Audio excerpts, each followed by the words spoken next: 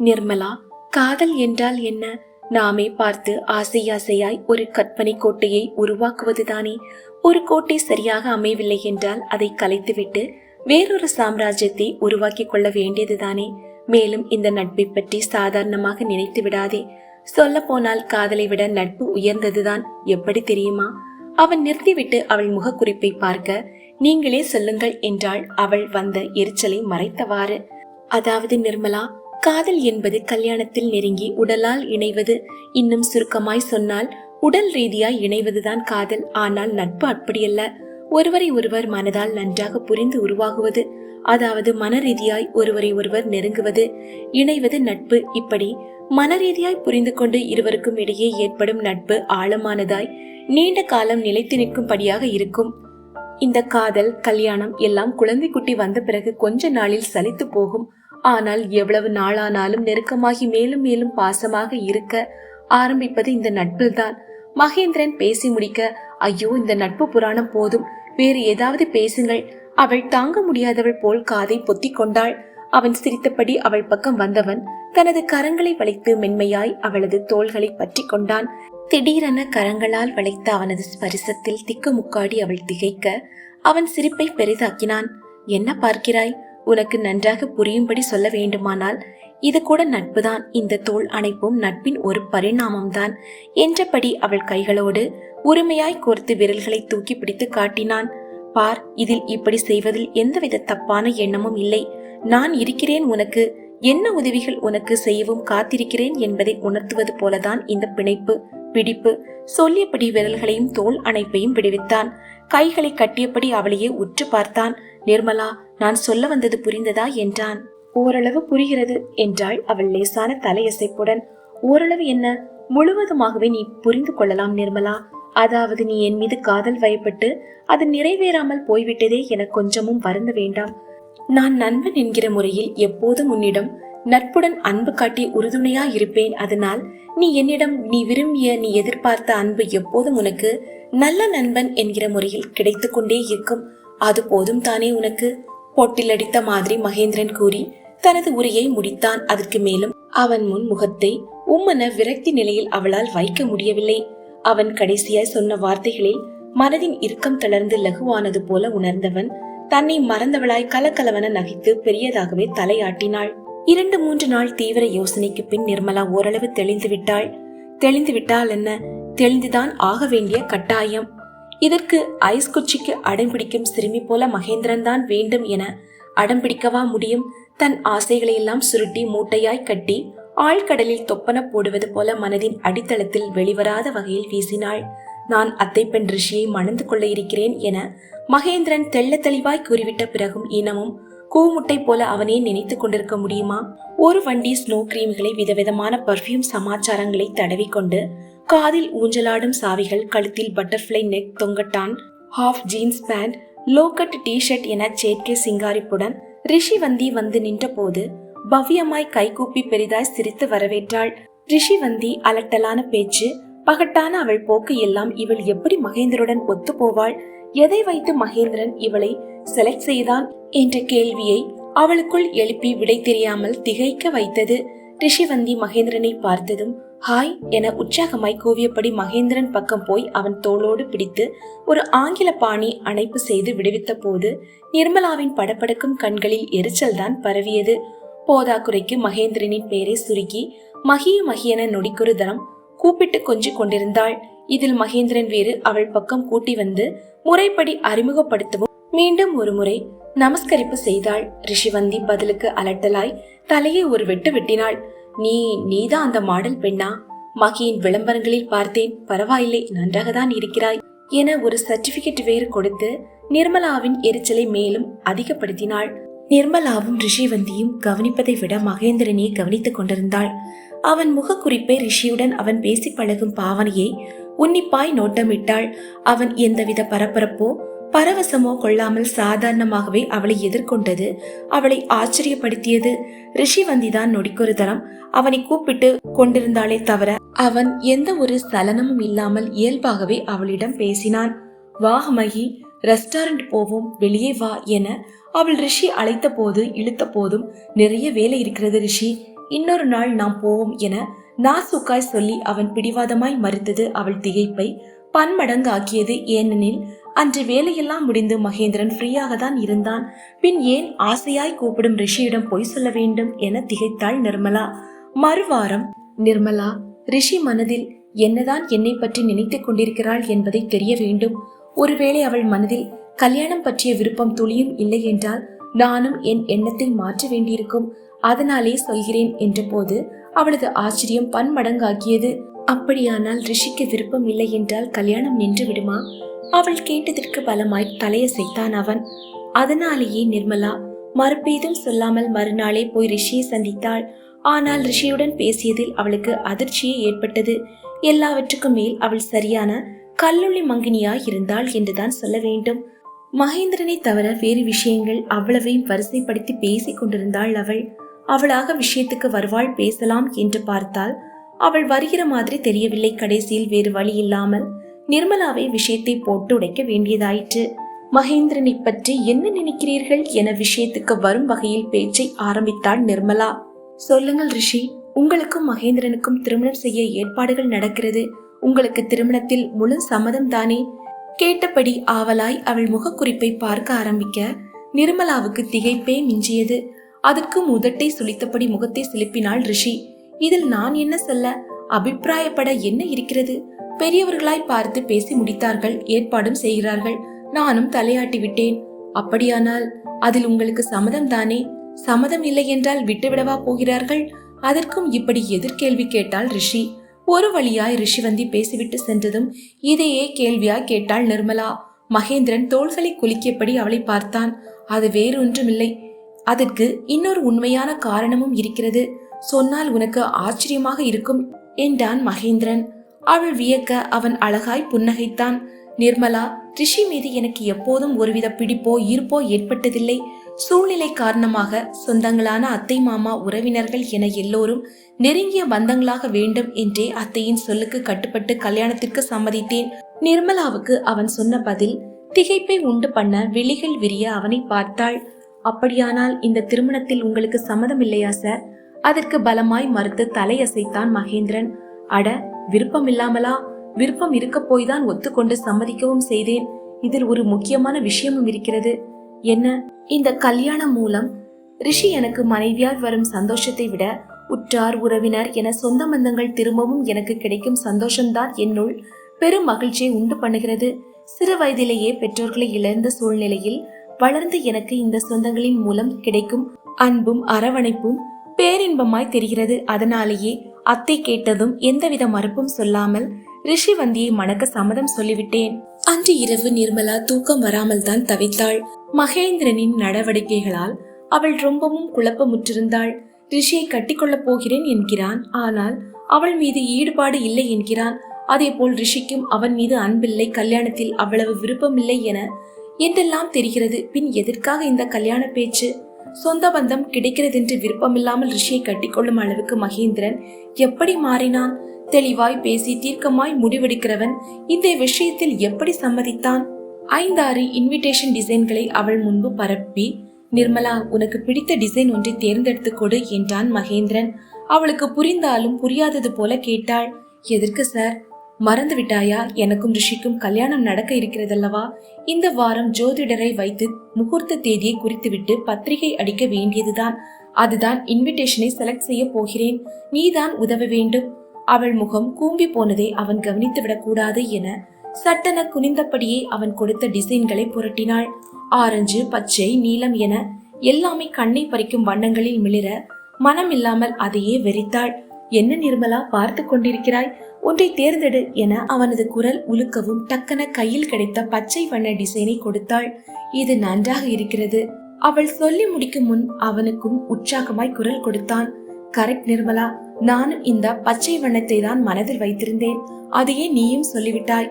மகேந்திரன் அத்தோடு நிறுத்தாமல் பிரிண்டிங் நிறுவனத்துக்கும் போன் பேசி தான் பச்சை நிற டிசைனை தேர்ந்தெடுத்திருப்பதை சொல்லி இன்விடேஷன் அமைப்புகளை தயார் செய்யவும் கூறிவிட்டான். எல்லாவற்றையும் பார்த்து கொண்டிருந்த அவளுக்குத்தான் என்னவோ போல் இருந்தது. ரிஷிக்கு அன்பில்லை, தனக்கும் ரிஷி மீது ஈர்ப்பில்லை என்றெல்லாம் ஒரு புறம் கூறிக்கொண்டே மறுபுறம் கல்யாண ஏற்பாடுகளை செய்து கொண்டிருக்கிறான். என்னதான் மனதில் நினைக்கிறான் இவன்? நிர்மலா மைவிழி கண்கள் படபடக்க அவன் தொடர்ந்தான். நிர்மலா, ரிஷி மீது ஈர்ப்போ ஆசையோ வர மறுக்கிறது. அதே போல அழகான உன் மீது இந்த காதல் மட்டும் வர மறுக்கிறது. இதுதான் உண்மையான எனது நிலை என்றான் சலனமற்ற குரலில். இப்போது சொல் நிர்மலா, உன் அபிப்பிராயத்தை சொல். நான் ரிஷி கட்டிக்கொள்வது நல்லதா, இல்லை நான் அது பற்றி இன்னும் யோசிக்க வேண்டுமா? இந்த கேள்விக்கு அவளால் என்ன பதில் சொல்ல முடியும்? ரிஷி மீது பிடிப்பில்லை என்றான். ஆனால் அவளை பற்றியே பேசிக் கொண்டிருக்கிறானே என்ற எரிச்சலும் அவளுக்குள் வந்தது. இருந்தும் அதை வெளிக்காட்டாமல் உதட்டை கடித்து கொண்டு நிமிர்ந்தவன், இது உங்கள் சொந்த விஷயம், நீங்கள் தான் யோசித்து முடிவெடுக்க வேண்டும் என்றாள். மகேந்திரன் விடாமல் முகத்தை சிலுப்பினான். என் சொந்த விஷயம்தான் நிர்மலா, ஆனாலும் உன் அபிப்பிராயம் என்ன? ரிஷியை கட்டிக்கொண்டால் ஒத்து வருமா? பிரச்சனைகள் ஏதும் வராதுதானே? இதற்கு என்ன பதில் சொல்வதென்று ஒரு கணம் யோசித்தவள், இவன் பதில் சொல்லாவிட்டாலும் விடமாட்டான் என்பதை உணர்ந்து, கல்யாணம் என்ற ஒன்று ஆகிவிட்டால் எல்லாம் சரியாகிவிடும் என்றுதான் நினைக்கிறேன் என்றாள். அந்த வார கடைசியில் மகேந்திரன் தனக்கும் ரிஷிக்கும் நடக்க இருக்கும் கல்யாண அழைப்புதலை நீட்டிய போது அவள் முகம் கூம்பிதான் போனது. நிர்மலா கொஞ்சமும் அதை எதிர்பார்க்கவில்லை.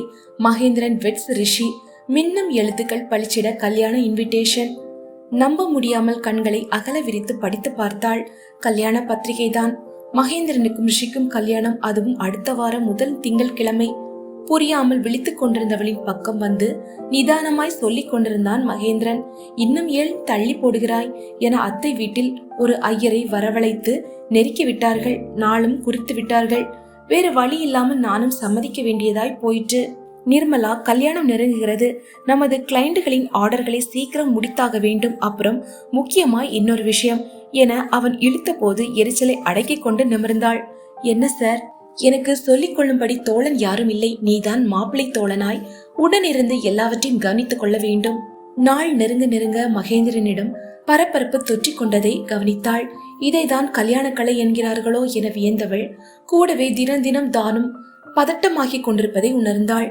அவள் நிலைமை புரியாமல் மகேந்திரன் வேறு, வா நிர்மலா, இன்விடேஷன்களை கொடுத்துவிட்டு வருவோம் என கிளைண்டுகளிடம் அழைப்புதல்களை கொடுக்க அழைத்து சென்று அவளை சங்கடப்படுத்தி கொண்டிருந்தான். தனக்கு பிடிக்கிறதோ இல்லையோ அவள் மூஞ்சை உம்மென்று வைக்க முடியாது, சிரித்துதான் தொலைக்க வேண்டும். வலுக்கட்டாயமாக புன்னகை வரவழைத்து கஷ்டப்பட்டு சிரித்தாள். மகேந்திரன் இதழ் முழுக்க விரிந்த புன்னகையுடன் ஒவ்வொருவரிடமும் இன்விடேஷனை நீட்டி சந்தோஷமாய் லெக்சர் அடித்து அவளுக்குள் எரிச்சலை ஏற்படுத்தியது. கல்யாணம் என்றதும் இவ்வளவு குஷியா, அல்லது ரிஷியை கட்டிக்கொள்ளப் போகிறோம் என்ற சந்தோஷமா? அவள் அடிக்கடி ரசிக்கும் மகேந்திரனின் அந்த கம்பீர முகம், அந்த அசாத்திய ஆண்மை அழகு, தெளிவாக சிந்தித்து கண்களை சுழற்றும் அவனது பாங்கு எல்லாமே அவளை அடிக்கடி நிலைமையில் வந்து தவிக்க விட்டது. இருந்தாலும் பிடிவாதமாய் மனதை மாற்ற முயற்சி எடுத்துக் கொண்டிருந்தாள் நிர்மலா. நிர்மலா, நான் உண்மையாய்தான் சொல்கிறேன். எனக்கும் ரிஷிக்கும் குறிக்கப்பட்டிருக்கும் இந்த கல்யாணம் நிச்சயம் நடக்க போவதில்லை. கல்யாணத்துக்கு முன்பே ஒரு சில தினங்களுக்கு முன்னதாக நிறுத்தப்பட்டுவிடும். என்ன, நிறுத்தப்பட்டு விடுமா? ஆம், கண்டிப்பா நின்றுவிடும். அப்படி கல்யாணத்தை நிறுத்த போவது யார் தெரியுமா? யார் என்றால் நிர்மலா இன்னும் புரியாதவளாய். நிர்மலா, இந்த ரிஷி லேசுப்பட்ட ஆள் இல்லை. ஒருவனை டீப்பாக உயிருக்குயிராய் காதலித்துக் கொண்டிருக்கிறாள். அவனைதான் கல்யாணம் செய்து கொள்ள தீர்மானித்திருக்கிறாள் என்றவன் நிர்மலா வியப்பாய் புருவம் உயர்த்துவதை பார்த்துவிட்டு, அது நிச்சயமா நான் இல்லை, வேறு ஒருவர். அவர் பெயர் கிஷோர். பேங்க் ஒன்றில் வேலை செய்கிறார் என்று முடிக்க நிர்மலா திகைத்து போனவளாய் சீட்டை விட்டே எழுந்து விட்டாள். இது என்ன கூத்து? நீங்கள் நிஜமாகவா சொல்கிறீர்கள்? நிஜம்தான் நிர்மலா, ஆனால் கூத்து செய்வது நான் இல்லை, இந்த ரிஷிதான். அவளுக்கு தான் தன் காதலி அம்மாவிடம், அதாவது என் அத்தையிடம் சொல்ல பயம். அதனால் அத்தை எனக்கும் அவளுக்கும் கல்யாண ஏற்பாடுகளை செய்ய அதை பார்த்து கொண்டு கல்லொளி மங்கையா இருக்கிறாள். அவளுக்கு அவளது காதல் அம்மாவிற்கு தெரியக்கூடாதாம். அதற்கு பதில் நானே ஏதாவது காரணத்தை சொல்லி கல்யாணத்தை நிறுத்த வேண்டுமாம். மகேந்திரன் சொன்னது நிர்மலாவின் காதுகளில் இன்ப அதிர்ச்சியாய் தேனாய் பாய்ந்தது. இருந்தாலும் எளிதில் நம்ப மறுத்தவளாய், நிஜமாகவா சொல்கிறீர்கள்? விளையாட்டில்லையே என்றாள் குரல் உயர. அவன் முகத்தில் ஒருவித திகைப்பான உற்சாகம் பரவுவதை முதல் முறையாக கவனித்தான் மகேந்திரன். ரிஷியிடம் நான் தெளிவாக சொல்லிவிட்டேன். எக்காரணம் கொண்டும் நான் அத்தையிடம் போய் சொல்லி கல்யாணத்தை நிறுத்த மாட்டேன். நீதான் உண்மையை சொல்லி நிறுத்த வேண்டும் என்று, மற்றது உன் இஷ்டம் என்று. அதை கேட்டதும் நிர்மலாதான் ரொம்பவும் குழம்பி போனாள். கல்யாணம், பத்திரிகை அடிப்பது, இன்விடேஷனை ஒவ்வொருவருக்காய் கொடுத்து திருமணத்திற்கு அழைப்பது, இதெல்லாம் எவ்வளவு முக்கியமான பெரிய விஷயங்கள். அவைகளை இந்த மகேந்திரனும் ரிஷியும் விளையாட்டு போல் எண்ணி விளையாடி கொண்டிருக்கிறார்கள். ஆனாலும் இந்த ரிஷிக்கு மூளை எங்கே போயிற்று? காதலிக்க தெரிந்தவளுக்கு அதை சொல்ல தைரியம் கிடையாதா? அவள் சொல்ல மாட்டாளாம். மகேந்திரன் பொய் சொல்லி நிறுத்த வேண்டுமாம். சரி, அவளுக்கு தான் புத்தி இல்லை என்றால் மகேந்திரனுக்குமா இப்படி? நடக்காத திருமணத்திற்கு பத்திரிகை அடித்து ஒருவர் விடாமல் கொடுத்து அழைத்து கொண்டிருக்கிறான். நாளை விடிந்தால் வெள்ளிக்கிழமை, முகூர்த்த நாள். மகேந்திரனுக்கும் ரிஷிக்குமான மனநாள். அன்று முழுவதும் தவிப்பாய் நிலை கொள்ளாமல் தட்டு தடுமாறிதான் நிர்மலா இருந்தாள். உடலில் எந்தவித சக்தியும் இல்லாமல் திடீரென பலமிழந்து போனது போன்ற உணர்வு. 2 நாட்களுக்கு முன்பே மகேந்திரன் கல்யாண மண்டபத்தை பார்க்க அழைத்த போது ஏதேதோ சொல்லி தட்டி கழித்தாள். நேற்று கூட பிடிவாதமாய் மண்டப அலங்காரங்களை காட்டுகிறேன் என்று கையை பிடித்து இழுக்காத குறையாய் அவன் கேட்டபோது பயங்கர தலைவலி சார் என முகத்தை கோணலாக்கி நடித்து காட்டி தப்பித்தாள். அவளால் மகேந்திரன் ரிஷியை மணக்க இருக்கும் கோலத்தை, அலங்காரங்களை எல்லாம் கண்குளிர ரசிக்கவா முடியும்? பேசாமல் எங்காவது கண்காணாத இடத்திற்கு ஓடி போய் விடுவோமா என்று கூட நினைத்தாள். ஆனாலும் அவளால் ஒரு முடிவுக்கு வர முடியவில்லை. கல்யாணத்திற்கு முன் தான் காணாமல் சென்று விட்டால் மகேந்திரன் என்ன நினைப்பான் என்ற நினைப்பு ஓடியது. அதனால் கல்யாணம் முடிந்ததும் பெட்டியை தூக்கி கொண்டு எங்காவது சென்று விட வேண்டும். கல்யாண கோலத்தில் இருக்கும் மகேந்திரன் ரிஷி முகத்தில் மட்டும் அவள் விழிக்கவே கூடாது. மேலும் அந்த காட்சியை தான் அவளால் பார்த்து ரசிக்க முடியுமா என்ன? மகேந்திரன் நிர்மலாவிடம், நிர்மலா, நாளை விடிந்தால் கல்யாணம். நானோ மாப்பிள்ளை, ஃப்ரெண்டு என யாருமே இல்லாமல் தனியே காரில் சுற்றி கொண்டிருக்கிறேன். இந்த ரிஷி கூட பிஸியாக போன் லைனிலே வர மறுக்கிறாள். எனக்கு தனிமை ரொம்பவும் போர் அடிக்கிறது. நீ கொஞ்சம் கிளம்பி வருகிறாயா? நாம் ஏதாவது பேசிக் கொண்டிருப்போம் என்ற போது கொஞ்சமும் இடம் கொடுக்காமல், மன்னித்துக் கொள்ளுங்கள் சார், எனக்கு தலையை பிளக்கிற அளவுக்கு பெரும் தலைவலி என்று போயே சொல்லியபடி ரிசீவரை வைத்தாள். அதிலும் அன்றிரவு மகேந்திரன் திரும்பவும் போன் செய்து மறுநாள் அவள் கல்யாணத்துக்கு வரும்போது, நிர்மலா, நீ அந்த ஜரிகை பார்டருடன் கூடிய கிளிப்பச்சை நிற சேலையை அணிவாயே, அதை அணிந்து வா என யோசனை சொன்னபோது அவள் எரிச்சல் பன்மடங்காகியது. எல்லாவற்றுக்கும் மேலாக இருவருக்கும் இஷ்டமில்லை. ரிஷி யாரையோ காதலிக்கிறாள் என்றெல்லாம் சொல்லிவிட்டு கல்யாணத்தை நிறுத்தாமல் விட்டுவிட்டார்களே. அத்தையிடம் உண்மையை சொல்வதற்கு பயந்து இருவரும் விதிப்படி நடக்கட்டும் என கல்யாணம் செய்து கொள்ளப் போகிறார்களா? நிர்மலாவுக்கு நினைத்து பார்க்கும் போதே அது பெரும் ஆச்சரியத்தையும் திகைப்பையும் ஏற்படுத்தியது. அதே நினைப்பில் இருந்தவளை மகேந்திரன் மறுபடியும் போனில் ஏதோ ஒன்று சொல்வதற்கு அழைக்க சட்டென கேட்டுவிட்டாள். அத்தையிடம் சொல்வதற்கு பயந்து கடைசியில் ரிஷியை கட்டிக்கொள்ளப் போகிறீர்களா? ஆற்றாமையால் அவள் கேட்க அதுக்கும் சலித்தவன் போல் விட்டேற்றியாய் பதில் சொன்னான் மகேந்திரன். வேறு என்ன செய்ய நிர்மலா? தலைக்கு மேல் வெள்ளம் போன கதையாய் எல்லாம் நம் கை மீறி போய்விட்டது. இனி என்னால் என்ன செய்ய முடியும்? ரிஷிதான் ஏதாவது செய்தால் உண்டு. இதற்கு அவள் என்ன பதில் சொல்லக்கூடும்? ரிசீவரை ஒன்றும் சொல்லாமல் வைத்துவிட்டு மௌனமாக்கிவிட்டாள். அன்றைய பொழுது நிலை கொள்ளாமல் தவிப்பாய் தூக்கமின்றி பயங்கரமாய்தான் நிர்மலாவுக்கு கழிந்தது. மறுநாள் சீக்கிரமே எழுந்து விட்டவள் குளித்து முடித்து கிளம்ப ஆரம்பித்தாள். அதற்குள் 2-3 முறை மகேந்திரன் போன் செய்து, இன்னும் கிளம்பவில்லையா? சீக்கிரம் நிர்மலா என மகேந்திரன் நச்சரிக்க ஆரம்பித்து விட்டான். அந்நிலையிலும் விடாது, நிர்மலா, மறந்து விடாதே, ஜரிகை பார்டர் கிளிப்பச்சை நிற சேலை, அதுதான் உன் அழகுக்கு சரியாக இருக்கும், அதை கட்டி கொண்டு வா என உபதேசம் வேறு. பல்லை கடித்துக் கொண்டு பொறுமையாய் கேட்டவள் அப்படியே செய்கிறேன் என்று சுருத்து இல்லாமல் சொன்னாள். சொன்னபடியே வேண்டா வெறுப்பாய் பெட்டியை திறந்து மகேந்திரன் சொன்ன கிளிப்பச்சை நிற சேலை எடுத்தாள். அணிந்து கண்ணாடியில் பார்த்தபோது பளீரென அவளது அழகு பிரகாசிப்பது தெரிந்தது. மகேந்திரன் சரியாக தான் சொல்லியிருக்கிறான். இதையெல்லாம் ரசித்து கவனித்தவனுக்கு தன் வாழ்க்கையை தீர்மானிக்க தெரியவில்லையே என நொந்து கொண்டவளாய் கல்யாண மண்டபத்தை நோக்கி கிளம்பினாள். அரை மணி நேரத்தில் மண்டபத்தை அடைந்து விட்டாள். மண்டப வாசலிலேயே அவளுக்காய் தயாராக காத்திருந்தான் மகேந்திரன். மாப்பிள்ளையாக இருப்பவன் ஏன் இப்படி வாசலில் வந்து நிற்க வேண்டும்? அவள் குழம்ப அவளை மேலும் ஆச்சரியமாக்கினான் மகேந்திரன். மணப்பெண் வருகிற நேரமா இது என்று கேட்டான். என்ன மணப்பெண்ணா? அவள் திடுக்கிடக் கொண்டிருந்த சிரிப்பை பெரிதாக்கியபடி கல்யாண இன்விடேஷனை பிரதி ஒன்றை நிதானமாய் அவளிடம் நீட்டினான் மகேந்திரன். நிர்மலா அதிர்ந்துதான் போனாள். இன்விடேஷனில் மகேந்திரனின் பெயருக்கு பக்கத்தில் மணப்பெண்ணாய் அவளது பெயர். மணப்பெண்ணா அவள்? குபீரன மின்சாரம் பாய்ந்தது போல நிமிர்ந்து மகேந்திரனை பார்க்க அவன் புன்னகை பெரிதாக்கினான். இது எப்படி என் பெயர்? மணப்பெண் நானா? அவள் திக்கி திணறி தடுமாற அவள் தோள்களை ஆதரவாய் இறுக பற்றினான். மணப்பெண் நீயேதான், சந்தேகம் வேண்டாம் நிர்மலா. அப்படியானால் ரிஷி? மகேந்திரன் அலட்டலாய் தோள்களை குலுக்கினான். அவளை பற்றி ஏன் கவலைப்படுகிறாய்? அவள் தான் காதலித்த கிஷோரியை விரைவில் மணக்க இருக்கிறாள். இன்று நடக்கப் போவது இளவரசர் மகேந்திரனுக்கும் இளவரசி நிர்மலாவுக்குமான திருமணம் மட்டும்தான். இதில் ஒரு வேடிக்கை என்ன தெரியுமா? நீதான் மணப்பெண் என்பது இங்கு உட்கார்ந்திருக்கும் எல்லோருக்கும், இந்த ஊருலகத்திற்கும் தெரியும். ஆனால் உன்னை தவிர என சிரிப்புடன் அவன் முடிக்க தனது அழகான தலையை சிலிப்பியபடி சினுங்கலாய் அவனை பார்த்தாள். எனக்கு புரியவில்லையே, அது எப்படி? அது ரொம்பவும் சிம்பிள். உனக்கு நான் கொடுத்த கல்யாண இன்விடேஷன் ஒன்றில்தான் எனக்கும் ரிஷிக்கும், அதாவது மகேந்திரன் வெட்ஸ் ரிஷி என அச்சிடப்பட்டிருந்தது. மற்ற எல்லா கல்யாண இன்விடேஷனிலும், அதாவது நாம் இருவரும் போய் தேடி தேடி கொடுத்தோமே, அவை எல்லாவற்றிலும் மணப்பெண்ணாய் அச்சிடப்பட்டிருந்தது உன் பெயர்தான். இப்போது புரிகிறதா? அவன் சொல்ல மருதாணி விரல்களால் தலையை தட்டியவள், அட எவ்வளவு அசடாய் இருந்திருக்கிறேன். ஒரு இன்விடேஷனை எடுத்து மறுபடியும் பார்த்திருந்தால் உண்மை தெரிந்திருக்குமே. அவள் உதட்டை அழுந்த கடித்தபடி வருந்த அவன் சிரிப்புடன் தொடர்ந்தான், எல்லாம் அப்படி நீ எடுத்து பார்க்க மாட்டாய் என்ற தைரியம்தான். இல்லாவிடில் சஸ்பென்ஸாய் நாங்கள் இவ்வளவு நேரம் வைத்திருந்த குட்டு எப்போதோ உடைந்திருக்குமே. நிர்மலாவுக்கு பெரும் இன்ப அதிர்ச்சிதான். திடீரென ஆனந்தமாய் மகிழ்ச்சி கடலில் துள்ளி விட்ட உணர்வுதான். ஆனாலும் ஒன்று பிடிபடவில்லை. ஒரே குழப்பமாய்தான் இருந்தது. எனக்கு புரிகிற மாதிரி சொல்லுங்கள், என்ன நடந்தது? எப்படி நான் மணப்பெண் ஆனேன் என்றால் விடை தெரியும் ஆவலாய்.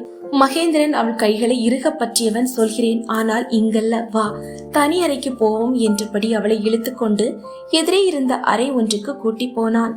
கட்டிலில் உட்கார்ந்தவன் நழுவி விலகி போனவளை இழுத்து தன் மடியிலே அமர்த்தினான். மணப்பெண்ணாய் வேற ஆயிற்று, இன்னும் ஏன் தயக்கம் என்றபடி அவளை நெஞ்சோடி சாய்த்து இருக்கினான். ஆனால் அவளுக்கு எல்லாவற்றுக்கும் விடை தெரிந்து கொள்ளும் ஆர்வம். மருண்ட மைவிழிகள் படபடப்போடு நிமிர்ந்தாள். சொல்லுங்கள், என்னதான் நடந்தது? எல்லாம் காதல் என்றான் அவன் அமைதியாக. என்ன காதலா? யார் மீது? உன் மீதுதான். என் மீதா? சரியான உளறல் போல் தெரிகிறது. உளறல் இல்லை, உண்மை கண்மணி. மகேந்திரன் அடக்க முடியாமல் சிரிக்க கோபம் கொண்டவள் போல் உதட்டை சிலுப்பினாள். எப்படி நம்புவது? நான் காதலை சொன்ன போது வழக்கம் போல கடைசியில் காதல் என்று சொல்லிவிட்டாயே என தலையில் அடித்தவர்தானே நீங்கள்? மகேந்திரன் அதற்கு பலமாய் தலையசைப்பு செய்தான். சரியாக சொன்னாய். அப்படி நான் உன்னை கேலி செய்து தலையில் அடித்த போதுதான் எனக்குள் என்னை அறியாமல் உன் மீதான காதல் புகுந்தது. அது தெரியுமா? தெரியவே தெரியாது, நீங்களே சொல்லுங்களேன் கண்மணி என ஆரம்பித்தவன் அவள் முகத்தை தள்ளி வைத்திருப்பதை பார்த்துவிட்டு, இவ்வளவு இடைவெளி இருக்கக்கூடாது என்றபடி நெருக்கமாய் கொண்டு வந்து தனது இதழ்களை பட்டான அவளது கன்னத்தில் அழுந்த ஒற்றியெடுத்து, இதுபோல் நான் உன்மேல் கொண்டிருந்த காதலின் தீவிரத்தை அழுத்தத்தை புரிய வைக்க என்றபடி சிரித்தான். சட்டென குங்குமமாய் சிவந்து போன முகத்துடன் வெட்கத்தை சமாளித்தவள், ஆகா, அழுத்தமான காதல்தான் என்றாள். முத்துப்பல் சிரிப்பு பளிரிட கேலியாய். சரி, உனக்கும் எல்லாவற்றையும் விளக்கமாக சொல்கிறேன் என்றபடி ஆரம்பித்து விட்டவன் மகேந்திரன். நிர்மலா, உனக்கு தெரிந்தது போல எனது அத்தை எனக்கும் ரிஷிக்கும் கல்யாணம் செய்ய பேச்சுவார்த்தை நடத்தியது, தீர்மானம் பண்ணியது வரை எல்லாமே உண்மையாகத்தான் நடந்தது. அப்போதுதான் ரிஷி ஒரு நாள் சட்டென என்னை தேடி வந்து தான் கிஷோர் என்பவரை காதலிக்கும் விஷயத்தை சொன்னாள். எனக்கும் முன்பே சொன்னது போல ரிஷி மீது பெரிதாய் ஈர்ப்பொன்றும் இருந்ததில்லைதான். அத்தை சொல்கிறார்களே என்பதற்காக தான் கட்டிக்கொள்ள சம்மதமும் சொல்லியிருந்தேன். ஆனால் ரிஷி வந்து தன் நிலைமையை சொன்னவுடன் நானும் கல்யாணத்தை நிறுத்தி விடுவது என்ற முடிவுக்கு வந்துவிட்டேன்.